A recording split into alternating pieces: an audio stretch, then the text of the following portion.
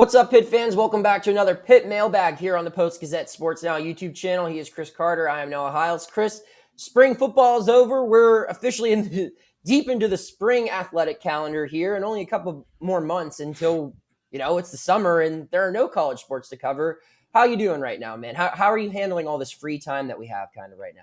Free time. I don't know about you. I have to do 25 more mock drafts. I have to get this here, after this here, put this there. We're doing all the Steelers top 30 visits. Nothing stops until after the NFL draft. Then I can breathe a little bit. And then it's mini camp. That's true. It's fine. It just feels like, we're not going to games every single day. We're not traveling. We're not on the road for 3 weeks straight. Right. Yeah. I've slept in my bed every night for like the last 3 weeks. It's been insane. What is life? Right.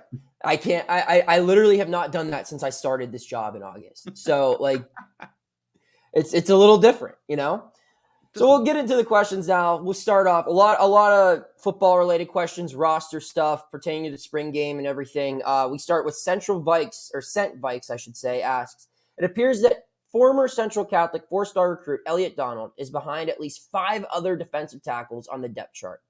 Do you have any sense about how Coach Partridge views him? Probably the more pointed question, with the football portal now reopened, do you agree he could be a prime transfer candidate?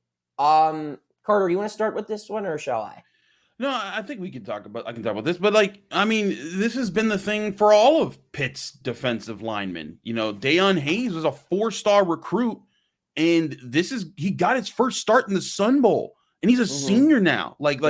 This is just how deep Pitt has been. And I think that there's a respect amongst the group. And I also think with Coach Partridge, there's a lot of respect amongst the group. Everyone wants their shot because they know with even just 1 year of being in the spotlight in that defense, they can get the kind of attention that's going to put them in the NFL. We're seeing more and more guys get up there. Haba Baldonado, Desmond Alexander, Kalijah Cansey, all those guys are going. And when you ask Charlie Partridge, he's like, another year, 3 more kids I got to send to the NFL. It's kind of the pace that they've developed at Pitt. And Sean Fitzsimmons has looked really good. Charlie Partridge has talked about with Elliot Donald, they're flexing in between, the end and defensive tackle to find different places to put him.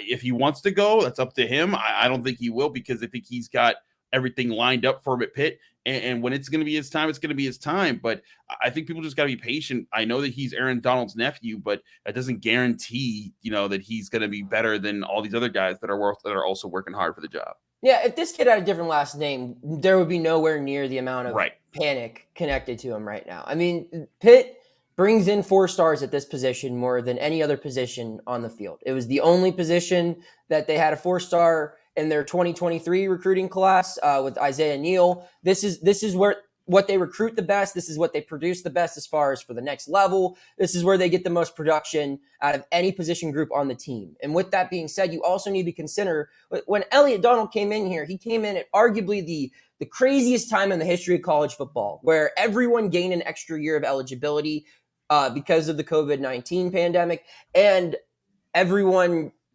was also moving around with the transfer portal. The game changed so much. And this kid comes in here, and he essentially had to spend his first 2 seasons at the collegiate level behind the same exact group of defensive linemen. I don't think there was more than one guy who came or went in that starting core or that rotational core in 21 and 22. They had the same, I'm not even talking starters, but you also had the same rotational guys. The guys who are still here now, the Devin Danielsons, the David Greens, the Tyler Bentleys. Those guys were still there on top of Haba, John Morgan, Kalijah Cansey. DeAndre Jules is still here. He's been here forever. Alexander. They just had so much depth there to begin with. And then you add an extra year that every single one of those guys essentially took advantage of, aside from John Morgan, who transferred out just recently. But yeah, you're going to have that. And just because he's a Donald, I think it was unfair for anyone to assume he was going to burst on the scene and start immediately. Did Aaron Donald start as a freshman? I think he started to peek into things as a freshman. Okay. I think, I'm not comparing the two by any means. And Like he should be treated as, he was a high end recruit, but like you said, Chris, like there's Dayon Hayes. Sean Fitzsimmons wasn't a 4-star, but he was by far the sought after prospect in the area for his senior class. He was the Post-Gazette's player of the year as a defensive lineman. That never happens. So he was a big time get. And all of these guys, that's just how it works at Pitt right now. When they came in, there was a lot of people in front of him. There were a lot of people, and there still are. And so he's going to have to battle. But the thing to remember here is this kid has a lot of eligibility remaining. He's going into his redshirt sophomore season. So he has 3 more years he could still play at this level. So for the record, Aaron Donald did start in his freshman year, just in the final game of the year, the bowl game against Kentucky. Okay. And I would venture to say the defensive line was a lot thinner in depth back then. Just a bit. Compared to what it is now. And it probably wouldn't have mattered. Obviously, I would like to think that freshman Aaron Donald would find his way onto the field just about anywhere. But what I'm trying to say is, it's a deep team in that position. You add an extra year for everyone, and it doesn't matter who you are. There just aren't many young players that are going to play meaningful football their first couple of seasons on the Pitt defensive line with what they have to offer right now. They have the experience. I think Coach Partridge is high on him. I mean, he's one of the names they always mention. I think they're looking forward to what he can do, but the reality is they're not just going to throw him out there and expect him to be great because of his last name. And they shouldn't do that. And I don't think Elliott wants that. I think Elliott will be a good player, but he's probably not going to be Aaron Donald. No one is, but I think he eventually will be a starter here. It'd be hard to imagine him transferring out of Pitt, especially with that history and the fact that he came here early and all that stuff. I think that, he's committed here, and I think he's excited to make his own little legacy as a Pitt Panther. So we'll move on now. AG wants to know, why was Devin Whitlock a scratch from the spring game? Where do coaches have him playing? So Devin Whitlock was a stretch from the spring game just because he was injured. Plain and simple. He just didn't play. Like same for Gavin Bartholomew or Tyler Bentley or David Green or Dayon Reynolds. All those guys, they did not play because of injury. I'm looking to find him on the roster. What is he? Number 30 something? 39. 39, yes. So, they have him listed as a freshman. I know he was a walk-on last year. Chris, I don't know. I mean, Devin Whitlock, he was an incredible high school football player. He was fantastic. I loved covering him at the high school level. Yeah. But he's 5'10", 165 pounds, and he's had a year of college football under his belt. And I know he wasn't on the active roster last year. I don't even think he made it into training camp. He wasn't one of the walk-ons they selected. No, he's a walk-on this year, this spring, right? That's what I'm saying. But he was in college last year, but his first year of eligibility starts this year. So last year, I thought he played for Belle Vernon in the fall. No, you sure? Yes. He graduated in 2021 or 2022, whatever it would have been. So he was a freshman in college last year. I'm confident in that. His high school football career ended in the Whitfield Championship against Aliquippa. So he was at Pitt. He committed as a PWO. He did not make their summer camp roster, I don't think. And I know he definitely wasn't on the active roster throughout all of last season, but I think he stuck around and continue to try to be a walk-on. He was on their spring roster now. And, he still just has a lot of work to do. He was fun to watch. I'm excited to see how they find a spot for him. I don't know if receivers necessarily answer at 5'10", 165. Maybe we see him in the defensive backfield. Maybe they use him as like a kind of like an offensive weapon, like a Quadri Henderson type guy, where you can use him on jet sweeps and return games, stuff like that. But, he's a long-term project. He was, like I said, fantastic high school football player, but when you're that small, you got to do something really special to overcome that size disadvantage at this level of football. Yeah, I watched a lot of Devin Whitlock. I caught a lot of his highlights for Channel 11 on Skylights. So, I saw him be a playmaker. But he walked on this spring. You're not going to see a walk-on jump up that high. Jake McConaughey is a walk-on, and he's been with the team for a couple years now. So, it takes time to build that kind of stuff. I think that people got to understand there's a level of patience that you have to maintain when you're doing that. But yeah, just things happen. I think it's just going to be another one of those things where Devin Whitlock's going to take his time coming up, and there's a lot of stuff that you have to do to crack into get any playing time. It's an honor to get playing time at a spring game. Like, as much as we talk about these guys and who's good and who's not and who's moving up, if you're on a college football team, you are a bad dude. Like there's so much work it takes to get there. Like, when we were talking with Frank Signetti on our way down in the elevators to the press conference after the spring game, and I brought up Jake Frannell running in for a touchdown, and he was like, that's a special moment for that guy. And like, I agreed, but I was thinking, like, afterwards, I'm like, man, like, how many people don't realize how cool of a moment that is for a guy like Jake Frannell, who, might probably not the highlight of his career. Exactly. Like, to do that against other collegiate athletes that are competing on the same team to get spots with you, like, that's awesome. That's a respectable, that's a very respectable feat for him. So for Whitlock, it's going to take time. Like you said, he's undersized. This is just part of college sports. And yeah, you just look, I mean, there's a lot of guys on this roster. As someone who used to cover, WPIAL football, WPIAL athletics. Like, I remember covering Abe Ibrahim from Chartiers Valley, who's a linebacker walk-on on this spring roster. I remember covering Eli Kasanovich when he was the quarterback at Aliquippa.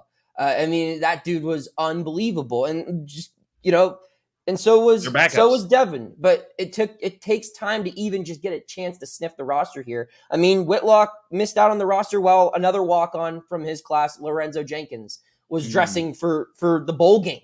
I believe he even dressed for most home games in the bowl game. Kid out of Blackhawk.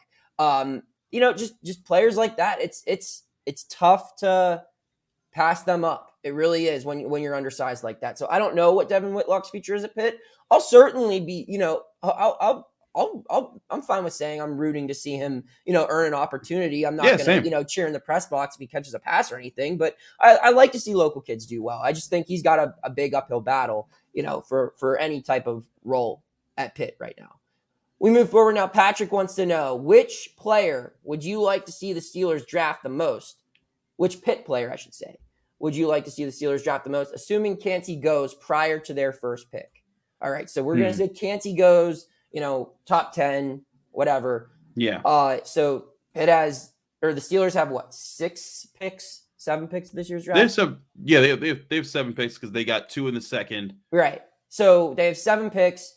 There are like 10 dudes to choose from now. And we'll include Addison in this as well. Mm-hmm. Which player would you assume the Steelers draft? I wouldn't turn down Addison in the second round, but I think they could find a really good fit if they got Brandon Hill in the 4th or Servassier Dennis at some point there on day 3. I don't know how high he's improved his stock, but I know that he performed very well at his pro day. I know that Brandon Hill performed very well at the combine. And I know that there's still some mock draft machines out there like Pro Football Focuses that has Brandon Hill going in the 7th round. But what I hear, like, he may have improved his stock to go a bit earlier on day 3. And with the Steelers lacking day 3 picks before the 7th round, all they have is the 120th pick in the 4th round. I think that Brandon Hill could be a very interesting piece that they add as far as a depth safety who's extremely athletic and can learn from some of the guys, the veterans that they brought in, like DeMonte Casey and Keanu O'Neal, and that maybe in a year or two's time, he becomes sort of the strong safety option next to Minkah Fitzpatrick for the long run. Same thing with Servassier Dennis. I think that he's a linebacker that learns very quickly, and you could probably plug him in, and he can be a guy that works his way up the roster and eventually becomes a long-term linebacker for your guys whenever Cole Holcomb and Landon Roberts contracts run out. All right, I'll just say I think if Servassier or Haba are around in the 7th for those 2 picks the Steelers have, I don't think either of them probably will be. But just assuming one of them is, I think that'll be the guy. I wouldn't be shocked if Addison's around at 32. I think the Steelers probably pull the trigger on him. But I mean, you would know more than me on that, Carter. But I think that, like a 7th round value for Haba or Servassier, I think the Steelers would do that. Sleeper pick. This isn't a draft pick, but I think Gabe Hoy will get a roster invite. Like a interesting. Just because every year the Steelers will sign the Whipio kid. And Gabe Hoy is from the South Hills. He played at Pitt. he'll get the mini camp invite or whatever it is, the rookie non-drafted free agent deal. Like you saw, I mean, they've done that with Lamont Wade, Russell Shell. Trey Tipton. They do that with everyone who's from the area. And I think Gabe Hoy is the primary candidate for that this year. Yeah, I can see that happening. All right, so that's our answers there. Gary wants to know, which current Panther or Panthers do you think have the best chance of being drafted high over the next few years? I'll start here. I just think that guys I think Dayon Hayes is an NFL talent. I think Mekhi Johnson probably can be an NFL talent. I don't know if those guys are going to be high draft picks. Like when I think high, I think first round. I don't think they're first rounders. I don't think Dayon has enough time to build a first round resume unless it's tough. Unless he's first team All-American, then maybe. Right. But for guys that play their position, they know who's going in the first round years ahead of time. Right. So I'll go with, if we're looking at younger players, I'm going to buy stock on Ghost Neal. Just because Isaiah Neal, hearing what you hear about him from coaches, from his teammates, I think he's got a great head on his shoulders. He's a 4-star. I mean, I think he's a perfect little project for Charlie Partridge. It's not going to take a lot of turnaround time. I would not be shocked if he's a starter by his sophomore season. Maybe like I'm saying 2024, he's a starter. 2025, he's on everyone's big board as someone, one of the kind of like a Pansy type thing where if he has another good year, he'll be a first round pick. I'm also taking a flyer, and this is a long shot, on Christian Veilleux. I think Christian Veilleux has the tools to be a stud. Now, Neal was like my safe pick, but if I'm taking a wild card pick, I think Veilleux could be someone special. Okay. And maybe in a heavy quarterback draft class where we see 4 or 5 guys go in the first round, Veilleux could be the 5th or maybe an early second round pick. And that's, if everything goes right, I'm going to look like a fool more likely than not for saying this, but those are my 2 picks. Carter, what about you? Good 2 picks. I think Bengali Kamara. As a first round pick? I think he, maybe not a first round pick, but I think he could creep up into, high day 2. Okay. Because again, if we're talking high doesn't have to be first round. You're still a high draft pick. I would say high. We'll say high. We'll set it in top 70 picks. I think Bengali Kamara could get in the top 70 if he has a really strong year. Another guy, though, who I think that we kind of overlooked this past year just because of the struggles Pitt had offensively, Gavin Bartholomew.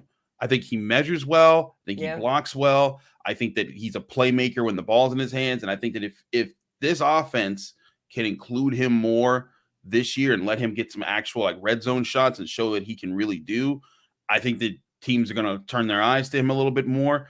He still has another year about eligibility too. I think that over time, people are going to see it. If he tests well, I think he will test well at a combine, I think there'd be some people lining up to say, hey, get me that tight end coming through the door here. So those are 2 guys that I'd have on my list. If I had a long shot, going over bunch of different guys. With the headways he was making, you said Isaiah Neal. I'm gonna go with Sean Fitzsimmons. I think that he made some waves this spring, and there's a lot of talk about him. And he's got a lot of time left. He's got 4 seasons left. He's got plenty of time. Yeah. So he's gonna have time not only to do it as a number 2 guy, but eventually he'll be a number 1, and I think he'll be a wrecker on the defensive line. And imagine Fitzsimmons and Neal becoming a dynamic duo there. They are going to be that, I think. Right. But then right after them is this Josier Whittington kid who's supposed to be one of the best defensive tackles in the country. And he's still committed to Pitt. He was there on Saturday enjoying the spring game. And he seems ever excited to join Pitt's defensive line. Charlie Partridge is just, he has a factory. They keep churning him out. I'll add one more. If we're talking top 70 picks, I think MJ Devonshire could maybe sneak in there if he has a really, really good season, which I think he's capable of doing. And Quez, I think, won't be top 70 strictly because of his size. But he's 5'9". Yeah, but I think MJ measures well. He's 5'11", 190. You got to figure by the combine, he's probably going to be at 200 pounds. Yeah. And he's probably going to run the fastest 40 out of any corner. He's going to be explosive. Put it past him. So he's going to be fast. I also think Marquez Williams, he could make himself one of the top slot options. And those slot options, they're starting to go a bit earlier because teams are recognizing if you have good ball skills and you're quick and explosive in the slot, we'll throw you in there. So Marquez Williams, he's lived on the outside in college. I think he'd have no problem switching to the slot in pros. So my three are Neal, Devonshire. My long shot is Veyer. Your three are who? Bengali. Kamara, Bartholomew, and I guess I'm saying Marquez Williams. Or is your long shot Fitzsimmons? Oh yeah, my long shot's Fitzsimmons. And then Marquez is going to get drafted. I just don't think he'll be a high pick. Yeah. All right, so we'll move forward now. Wade wants to know. I like this question a lot. We returned to Acrisure Stadium for the first time since November. If you were the AD, what would you do to improve the game day atmosphere at Pitt football games, aside from building an on-campus stadium? I've got some thoughts on this. Carter, do you have any off the top of your mind? Because I actually have a couple things. You lead here. I want to see what you have thoughts. First things first, it's free to all students. I think your student ID counts as a ticket. I think it's like $25 or something for student season tickets, which isn't obviously a lot of money. Or even the $5 if you just want to go to one game. I think those are the costs. But with that being said, no, it's free.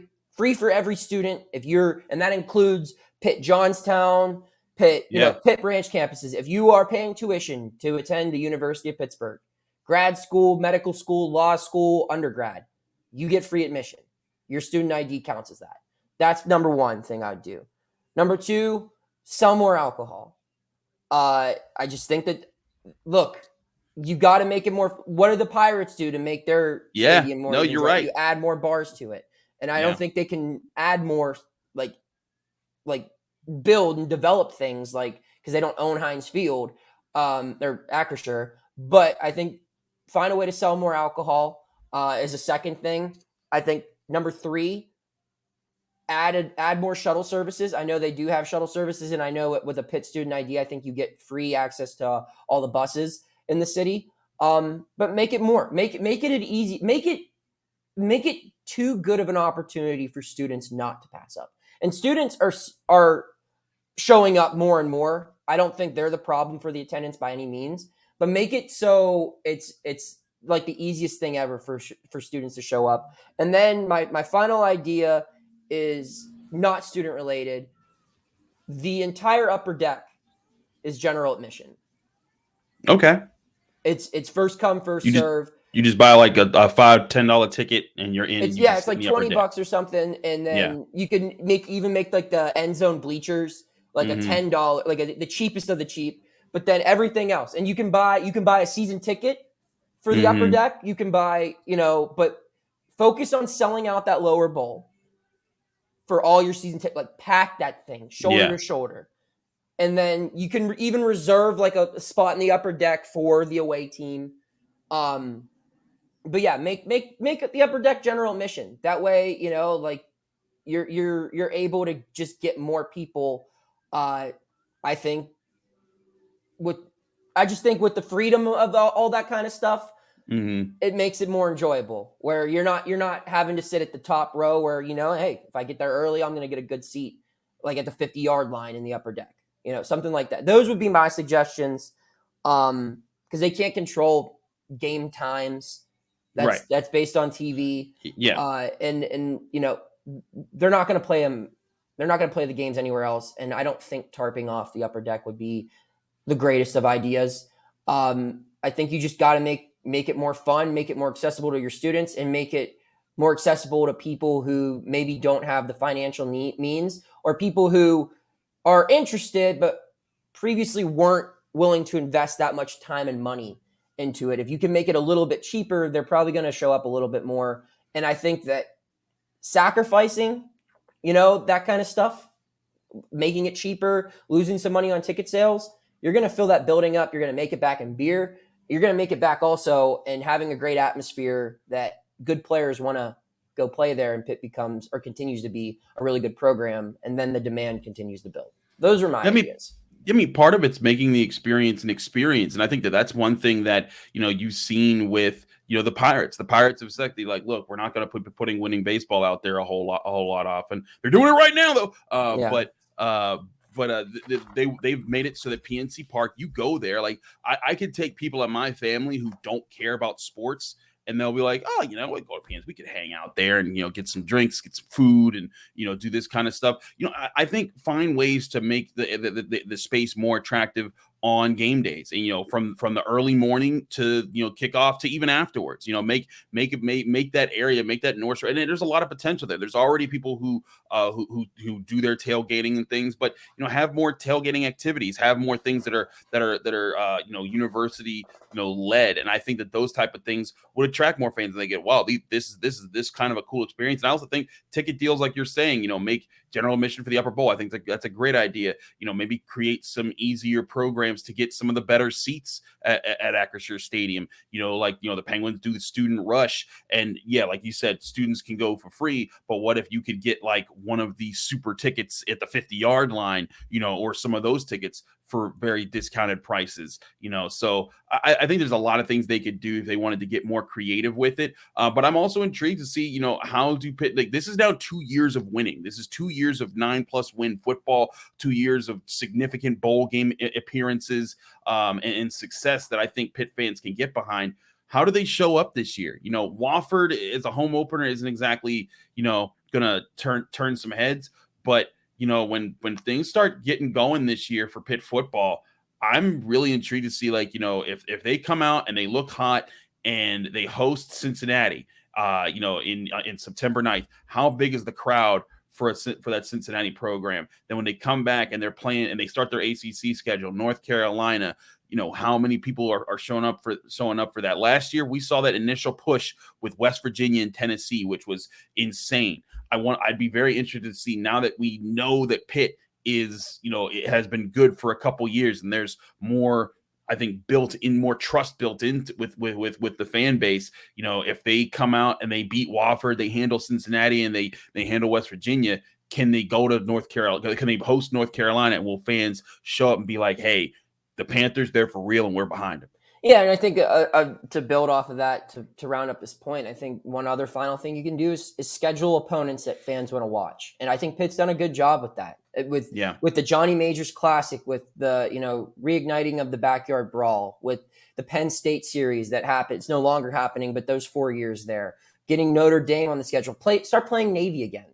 You want to, when you're new to a conference like Pitt is, the thing that makes college sports special is nostalgia. It's the history of it. And when you can play teams like Syracuse, who your parents watch Pitt Syracuse, their parents watch Pitt Syracuse, and their parents either listened to it on the radio or made their way down to Pitt Stadium and watched it as well. That's the kind of stuff that, there's no history between Pitt and Georgia Tech or something like that. There's some games here and there, but I'm saying, it takes time to build that bad blood. Rivalries build right. College sports. And when you can find a way to schedule opponents where there is that established bad blood, or just opponents that have big traveling fan bases, and Pittsburgh fans know, hey, we got to show up because Tennessee's going to be rolling in here deep, or whomever else. I think that's a big thing for it too. And we round out here by another fun one from Jason. Pick one player from Pitt football to add to the basketball team, and one player from the basketball team to add for the football team. I'm going to start right here. Yeah, we got some easy ones. Basketball to football is the easiest answer. Blake Hinson, yeah. It is a player who was at one point in time ranked the number one tight end in the entire country in high school. I'm going to build off that, though. If we're taking program, not player, I think Tim O'Toole could be a great special teams coach. Or maybe a linebackers coach. I think Tim O'Toole would fit right in with Pat Narduzzi's coaching construct. I don't know what coach multiple positions. You don't need to even, just like a defensive consultant, someone who could just come to the game on Saturdays and give motivational speeches. Those would be my two picks. Do you have anyone else for basketball to football, or is it just Blake for you? I mean, we're not putting the Diaz-Graham twins out there. I'll say that. We put them out there. They're just field goal block. Oh, I was going to say they could hold their arms together and like that. They could just be the goalposts. The goalposts themselves. They could be the old goalposts. That'd be great. I'm thinking, No. Blake Hinson's an obvious. There's no question there. I think MJ Devonshire could hoop. Okay, so I wanted to get in on this. I covered MJ Uh-huh. when he was in high school. His senior year, they had Will Gibson, who committed to Pitt. Yeah. Eli, who's on Pitt now as a backup quarterback. MJ. They had Zariah Fisher as well, who's a linebacker at Penn State now. They almost defeated Moon, who went on to win the 5A state title that year. So they were a great basketball team. Yeah. I'll say this. I think Will was probably the best basketball player on that team out of all of them. But MJ is probably, for my money, and I mean, Phil Jakovic was a great high school basketball player. Ben Saul said, he compared his game to Kyrie Irving during a player meet availability. But MJ was he probably could have played like Division II basketball, in my opinion, based off of guys that I've covered. There was one time, I believe they were playing Northgate in the first round of the Whitfield playoffs. It was the day of the slam dunk contest. And that night prior, Will Gibson and MJ were on PlayStation, and they were just talking, saying, we're going to have our own dunk contest. So in the game, because they knew they were going to blow the doors off of Northgate, they would take turns trying to do creative dunks on fast breaks in a playoff game. And they each threw down about 3. Will had the better of the whole thing, but MJ, he could yam it. Eli also, deadly shooter. But I'd go with MJ Devonshire probably. Interesting. I'd be interested in Rashad Battle because he's 6'3", and I'd love to see, because he's very athletic. I think he's a guy. A sleeper on this, Jake McConaughey. I've seen that kid throw down a dunk before, and I'm like, yo, that kid's got hops. Like, I think there's legitimate reason to be excited about him as a walk-on kid who could progress to being a playmaking wide receiver for the Panthers. He's also 6'5", so like you could just put him on the wing, and if he's really good on defense, he's basically Will Jefferson already. So I'm looking through this roster. I've covered a handful of these kids. Like Lorenzo Jenkins was a decent basketball player. Yeah, I think the best is MJ. The best that I've seen is MJ on this roster here. So. I did hear that Ty Diefenbach had a jumper out in Cali. That wouldn't surprise me.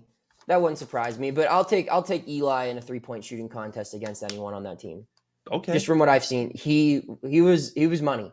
He didn't do much. He didn't need to do much on that team. He kind of just stood there in the corner, but they could kick it out to him. He'd probably shoot about 6 times a game. He would make 4 of 6 threes. Hey, he was great. I loved MJ Devonshire's comments when we asked him, like, who would be able to run with the quips. And, he was talking, he said, Kenny Pickett of all people. He was like, that guy's a quip wherever he goes. It's just like, that's respect when you have a quip calling you a quip calling you a quip when you're not from Albuquerque. No, when you're not even from Pennsylvania. Yeah, right. No, that is big.